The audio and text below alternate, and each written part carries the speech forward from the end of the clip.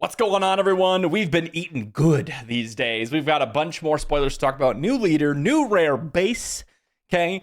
But we also have a rules update. And I guess more specifically, I would call it a rules cleanup more. So as it's just going to help kind of clarify the attacking stages of the game, as well as give a little bit new wording to some cards. There's a full article on this. There's a kind of a lengthy one. Well, not super lengthy, but it does go over all the specifics. I found this Reddit post also that kind of summarized it up, and I just wanted to kind of review that with you all just real quickly before we dive into the spoilers. A huge thank you to my patrons over on Patreon. We went chat about the rules update already, as well as they've been giving me some crazy ideas for some decks, so maybe expect some fun ones before rotation happens from yours truly. So thank you so much for making that possible, you guys.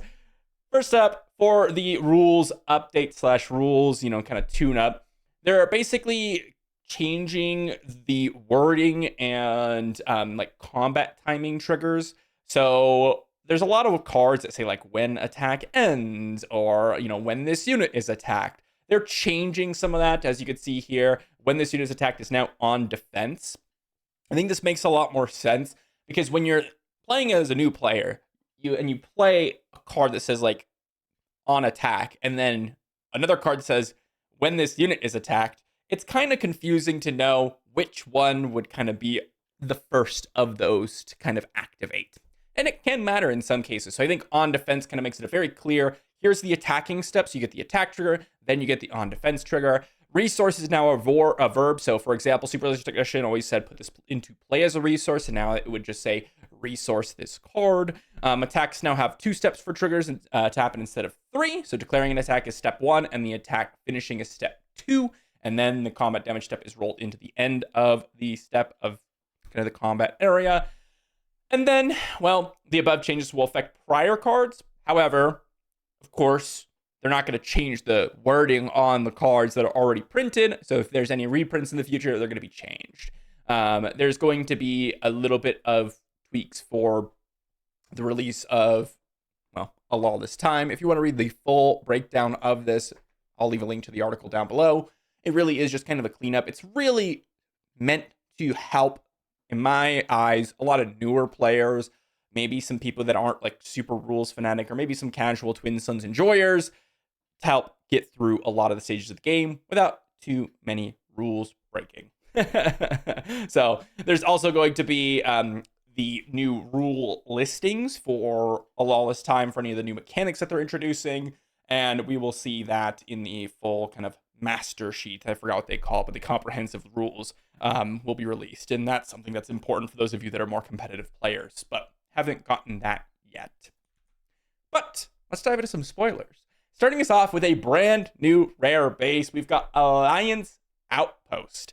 26 HP base with an epic action with a cost to defeat a friendly token. If you defeat that friendly token, you give an experience token or shield token to a unit, or you can create a credit token. Now, at first glance, you're like, maybe this could be pretty valuable. But you do have to remember, this is an epic action, which means you can only do it once a game. So you have to create some sort of token. Now, this isn't too difficult. Playing like a Secretive Sage technically will create a token. You can defeat that shield token to give an experience token, or a shield token to another unit, or to create a credit token. So I don't think it's that difficult to obtain. Some people were talking about, like defeating a force token. I could see that being possible, but most of the time, the way to generate the force tokens is through the specific bases. And so unless you're playing like Avar, it's going to be tough to create a force token to defeat. And my thought process is going to be like, if you happen to have a random, additional credit token sitting around, you can turn that into a shield or experience. Or if you have a unit with a lot of experience, you can turn that into a shield token. You generally don't want to turn a shield into an experience token. I think that's a downgrade. What do I think about this card? It's one action. It kind of reminds me of Security Complex. And Security Complex did have like a little bit of value in some decks. We never saw a competitive version of it. And I kind of feel like that is where we're going to be at for this card as well. Like, I don't think it's going to be anything too crazy for any main decks or anything like that. This one is, you can like defeat an experience token or credit token to give a shield token to your leader, which is interesting because Security Complex couldn't do that. But I mean, you have to set up a token, and then you only get an experience, shield, or credit token as a reward, and you lose 4 HP as a result. I just don't see this being all that incredible as a card. But we've got some more cards to talk about. Next one up is Chewbacca. 4-cost ground unit in Vigilance, Command, Heroism.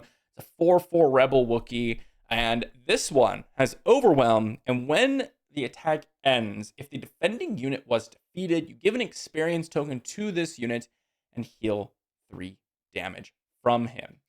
Pretty exciting, honestly. Pretty exciting. The kind of exciting part about this is obviously if you're like, well, we're not going to have ECL, but let's say ECL gets reprinted or a card similar to that. Well, if you ambush this guy out and you get a kind of kill on him, suddenly he's a 5/5 Overwhelm. That probably didn't take any damage because you just healed 3 damage up on him. And this can get out of control very quickly. It's kind of reminiscent of Ogdo Bogdo. However, Ogdo Bogdo was so early on, so cheap, that oftentimes it would just out-heal its damage, and then it would just kind of be an awkward card, unless you had a deck that could specifically support that strategy. This one, you just kind of play. I could see a little bit of value. Obviously, it's got that dual aspect, which is kind of interesting, where there's a lot of cards that work off of it. So maybe you can kind of pump it up or heal it up or give something to it, as a lot of these cards have been working together as like matching, different aspects that you don't have, at least the Spectre side of things. Maybe you can slot it in there, especially since those are Rebel units and this one's also a Rebel. This one seems exciting. It's definitely more exciting than like Drengir Spawn. Drengir Spawn was always so sad to me because that card is absolutely sweet. The one that kind of starts to get an incredible amount of experience tokens on it, but it starts as a 3/3 with Overwhelm. And so it's like really difficult to kill a unit. 4/4 is on the weaker side, but there are options for you to get some value from it. I'm curious to see if there's going to be any decks that give you that initial pump up. One of the decks that I really think about when I think of Chewbacca is potentially like Leia, right? The new Leia gives you 2-cost action, give a unit +1/+1 for each different aspect it has. So you can give like Chewbacca +2/+2, kill something with a 6/6 Overwhelm so you get in damage, and then you get to heal him up and get an experience token on it. Like maybe that's something that you can really do well with, right? Pretty cool stuff. This is a cool unit to me. I don't know if it's going to be like super competitive. As I said, having a 4/4 for 4 that must attack something and kill it and live, in order for it to get some value, that could be somewhat tricky in some cases. And then, as a little side note, for those of you that didn't watch my video yesterday, this is the new Luke Skywalker in its normal art variant. I'm going to be honest, I like the, showcase or prestige art, but I think I like the base version a little bit more. I am just a huge fan of the dual aspect borders. I don't know what it is. Maybe it's just because I've spent so much time looking at the normal borders for cards for Star Wars Unlimited, but just the fact that these have dual aspects just gets me so excited. It reminds me so much of legendary units from Magic and, just good memories for me. So really, really cool stuff. This one, pretty good. pretty good as a card, and I'm excited to see if this is going to be really good. If you want to see my full breakdown, I spoke a lot about it yesterday, and a lot of you had some thoughts on it, so I'm excited to see if this is going to get some value. As we move on, we've got a brand new leader in Agent Kallus. So this one's a Vigilance Villainy leader. Action to pay 1 and exhaust to play a card from your hand, ignoring its aspect penalties. So the idea behind this one is you can play dual aspect cards for +1 resource. Obviously, in like a regular case, if you're just playing a card out of aspect, you kind of just get a 1 resource reduction on that card.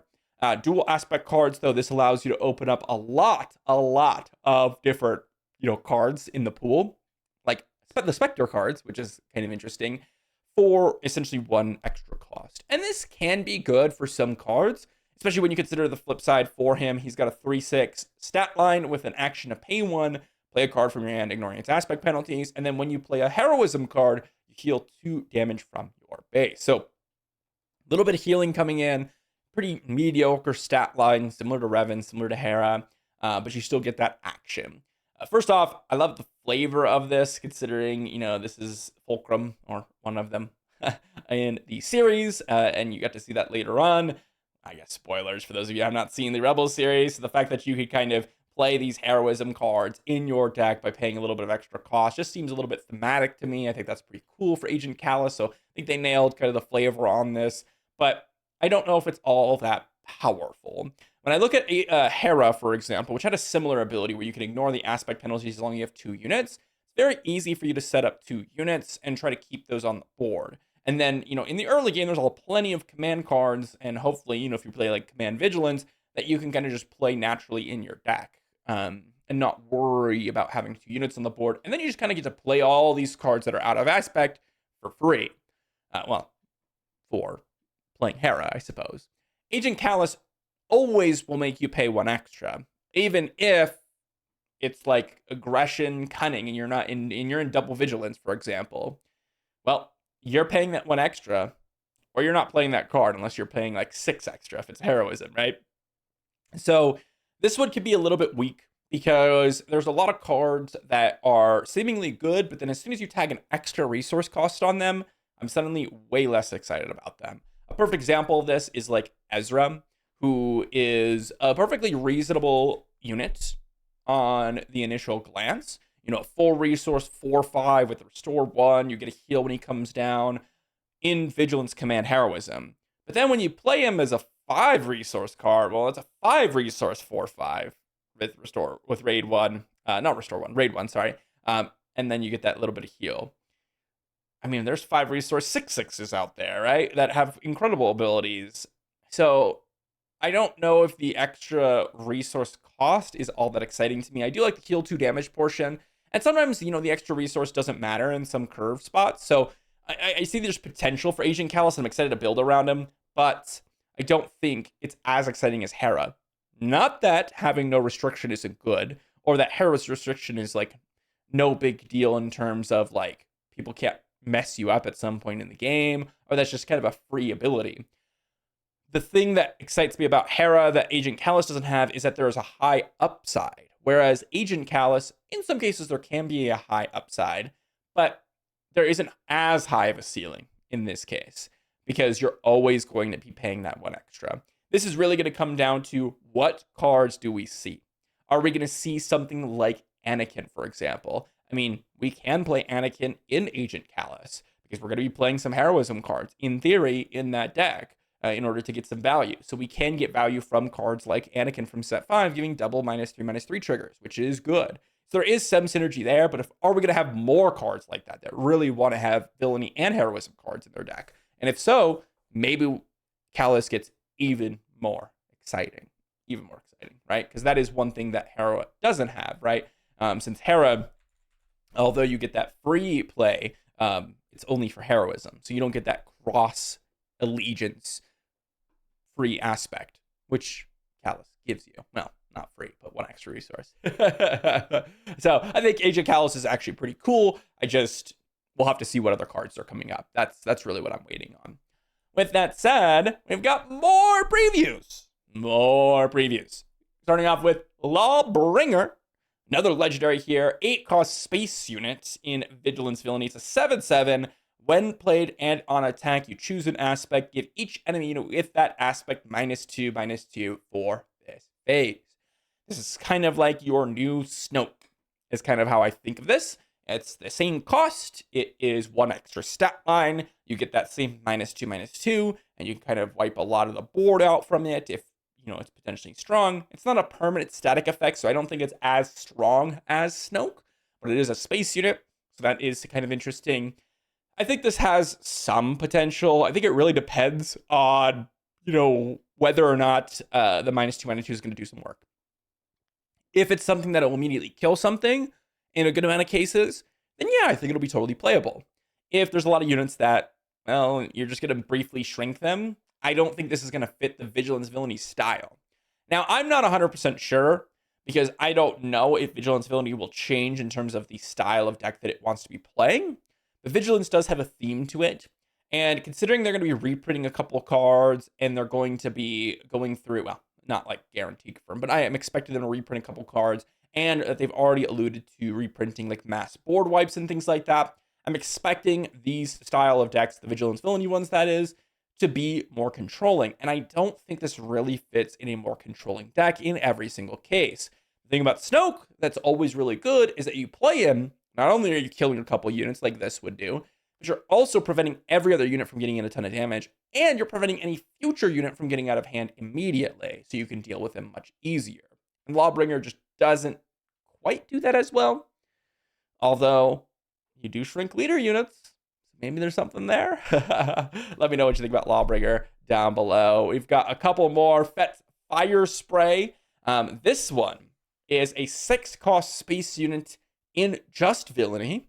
It's a 4/6, and it's got ambush. When attack ends, if the defending unit was defeated, create a credit token.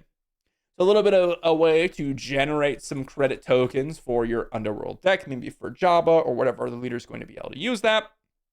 You know, Fett's Firespray has had quite a few variations. I think a 4/6 is not super exciting. I think this is one where, yes, in some decks, you can get a lot of value out of this, right? You play this, maybe you get a discount on it for some reason or another. You know, maybe you drop this in and you do get a kill with it against certain space-based decks, and you get a credit token. Not bad. Not bad, right? I just don't really see anything truly powerful with this. Like, if you are trying to cheat this out, well, it's only like exceptional if your opponent has got a lot of space units. If they do, then it is very, very strong. But if you're just kind of playing this on curve as a 6 resource space unit with ambush, there's so many cases where 4 power is just not going to do it. Not going to be enough. There's just so many cases, especially with all the pilots in the game still. And I think pilots are going to be a little bit more valuable after rotation. I'm just not here for the Fett's Firespray. And honestly, I'm okay with that because all the Fett's Firesprays, well, the 2 that have been before, were exceptional cards. So I'm okay with not seeing that for a little bit. And then lastly, we've got Leppy Lookout. I think that's how you say it. But 2-cost ground unit in Vigilance Command. It's a 3-in-1 shielded overwhelm. I think this card looks great. To be honest, I think it's fantastic. A shielded unit on turn 1 is always interesting. It's got overwhelm, which is good with the 3 power. I mean, I think overwhelm in some cases are going to do something, right? But most importantly, it's a 2-drop. Any 2-drop I look at, if it's got very basic stats, but it's got shielded, I'm in. I am in. It's unfortunate that we're going to be missing out on Gar Saxon. This is a 2-resource 4/1 in that deck, which is cool. But I just think shielded is just really good. Now, obviously, up against certain decks, it's going to be a lot weaker, like Talzin, for example. But I just, in general, a 2-resource has a very low bar of entry for me because so many decks want plays, and we're missing 3 additional sets in the next set. So any 2-drop is suddenly much more valuable because you need 2-drops, right? And this looks like a great one, an absolutely fantastic one, especially for like the Spectre style decks where you want multiple aspects in your deck. Now, of course, in your 2-drops, this is going to require you, most likely, to be in, well, Vigilance Command. And that's pretty important to think about because, you know, as far as we've seen, like there are some bases that ignore aspects and things like that. However,